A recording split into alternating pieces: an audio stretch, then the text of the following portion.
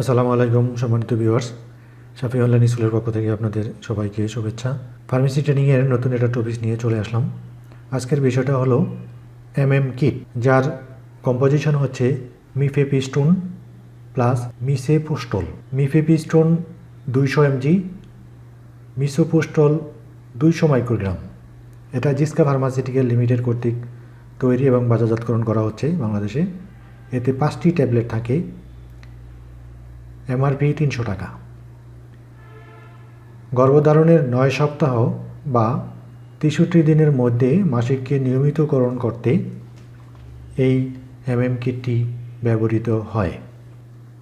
এতে যে 5টি ট্যাবলেট থাকে, প্রথম ট্যাবলেটটি কোনো হাসপাতালে বা ক্লিনিকে বিজ্ঞ চিকিৎসকের সরাসরি তত্ত্বাবধানে সেবন করতে হবে।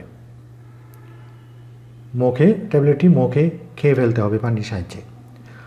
আর দ্বিতীয় ডোজে প্রথম ডোজের 24 ঘন্টার মধ্যে বা 48 ঘন্টার মধ্যে দুটি করে 4টি ট্যাবলেট জিহ্বার নিচে রাখতে হবে, অথবা জিহ্বার দুই পাশে দাঁত এবং মাড়ি এবং গালের পাশে রাখতে হবে। দুই পাশে 2 করে 4টে রাখতে হবে। এভাবে 30 মিনিট রাখতে হবে। এক সময় এটা গলে যাবে, শরীরের সাথে অ্যাবজর্ব হয়ে যাবে। তৃতীয় পদক্ষেপে 10 থেকে 15 দিন পরে আবার সেই বিজ্ঞ ডক্টরের কাছে যেতে হবে।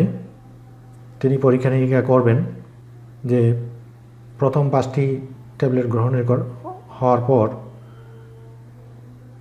যদি ইউটেরাস থেকে কিছু ভ্রূণের কিছু রেসিডুয়াল বের হয়ে থাকে, সেটা ডাক্তারকে জানাতে হবে।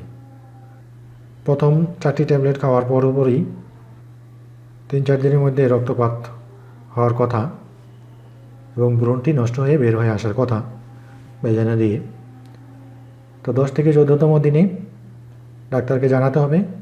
চিকিৎসক পরীক্ষা নিরীক্ষা করে দেখবে যে ভ্রূণের কোনো অবশিষ্ট জরায়ুতে আছে কি না, সেটা আলট্রাসোনোগ্রাম করে দেখবেন।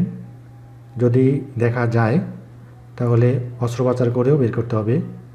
এই কিটটি গর্ভপাত সবসময় নাও হতে পারে, কারো ক্ষেত্রে মিস হয়ে থাকে, আবার কারো ক্ষেত্রে মিসক্যারেজ হলেও দেখা যায় যে ভ্রূণটি সম্পূর্ণ নষ্ট হয় নাই, ভ্রূণের রেসিডুয়াল থাকে। এই জন্য অবশ্যই 10 থেকে 14তম দিনে ডাক্তারের কাছে যেয়ে আলট্রাসোনোগ্রাম করে নিশ্চিত হতে হবে। এর কিছু পার্শ্ব প্রতিক্রিয়া রয়েছে। বমি ভাব হতে পারে, বমি হতে পারে, ডায়রিয়া হতে পারে, পেলভিক পেইন হতে পারে, অজ্ঞান হওয়া, মাথা ব্যথা, ঘুম ভাব বা দুর্বলতা, শক হতে পারে, অতিরিক্ত রক্তপাত হতে পারে। গর্ভাবস্থায় বা স্তন্যদানকালে ব্যবহার। স্তন্যদানকালে মায়েদের দুধের সাথে মিশে কিনা এখনও কোনো প্রমাণ পাওয়া যায়নি। তবে কোনো সন্দেহ থাকলে কিছুদিন বাচ্চাদের এই সময়ে দুধ খাওয়া বন্ধ রাখতে হবে। বাচ্চাকে অন্যান্য খাবার আলাদা দুধ খাওয়াতে হবে। অতিরিক্ত মাত্রায় ব্যবহার। মাসিক নিয়মিতকরণের জন্য 600 মিলিগ্রাম এর 3 গুণ বেশি মাত্রায় মিফেপিস্টোন গর্ভবতী নয় এমন মহিলাদের দিয়ে তেমন কোনো পার্শ্ব প্রতিক্রিয়া দেখা যায়নি। যদি কোনো রোগী মাত্রাতিরিক্ত ওষুধ সেবন করে তবে তার ক্ষেত্রে অ্যাড্রেনাল ফেলিওরের লক্ষণসমূহ দেখা দেয়। মিসোপোস্টল অতিরিক্ত মাত্রায় সেবনের ফলে সাধারণত যে সমস্ত লক্ষণ দেখা দেয় সেগুলো হলো ঘুম ভাব, কাঁপুনি, খিঁচুনি, শ্বাসকষ্ট, ডায়রিয়া, জ্বর, হৃদস্পন্দন বেড়ে যাওয়া, নিম্ন রক্তচাপ, ব্রাডিকার্ডিয়া। সাপোর্টিভ পদক্ষেপের মাধ্যমে এর লক্ষণসমূহ চিকিৎসা করা উচিত। যেহেতু মিসোপোস্টলের বিপাক অনেকটা ফ্যাটি অ্যাসিডের মতোই এবং মাত্রাতিরিক্ত মিসোপোস্টল ব্যবহারের চিকিৎসায় ডায়ালাইসিস কার্যকর নাও হতে পারে। সংরক্ষণ আলো থেকে দূরে এবং ঠান্ডা স্থানে রাখতে হবে। আর এই ওষুধটা যদি কিট আকারে না পাওয়া যায় তাহলে অন্যান্য ব্র্যান্ডের ঔষধও বাংলাদেশে অনেক আছে, যেমন এ কিট নামে আছে একমি ফার্মাসিউটিক্যাল কর্তৃক, এবি কিট রানাটা ফার্মাসিউটিক্যাল, অ্যাবো Kit Globe Pharmaceutical, Femi Kit Eskayef Pharmaceutical, Kit 63 এটা General Pharmaceutical, Mimi Kit Benham Pharmaceutical, MR Kit Euro Pharmaceutical Limited, MTP Sharif Pharmaceutical Limited, Terminex Square Pharmaceutical Limited কর্তৃক তৈরি এবং বাজারজাতকরণ করা হচ্ছে।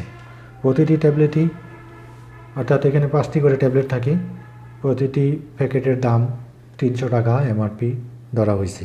তো দর্শক, আমরা এই আলোচনা থেকে বুঝলাম এটা সেবনে কিছু ঝুঁকি আছে, পার্শ্ব প্রতিক্রিয়া আছে। এটা সেবনে সবার কাজ হবে এমন নয়, ভ্রূণ পুরোপুরি নষ্ট হবে এমন নয়। পুরোপুরি নষ্ট হওয়ার জন্য অবশ্যই ডাক্তারের শরণাপন্ন হয়ে আলট্রাসোনোগ্রাম করে কনফার্ম হয়ে দেখতে হবে, অতঃপর প্রয়োজন হলে সার্জারি করে ভ্রূণটাকে সম্পূর্ণ বের করতে হবে। দর্শক, আজকের বিষয়টা এ পর্যন্তই। সবাইকে ধন্যবাদ জানিয়ে শেষ করছি। আল্লাহ হাফেজ।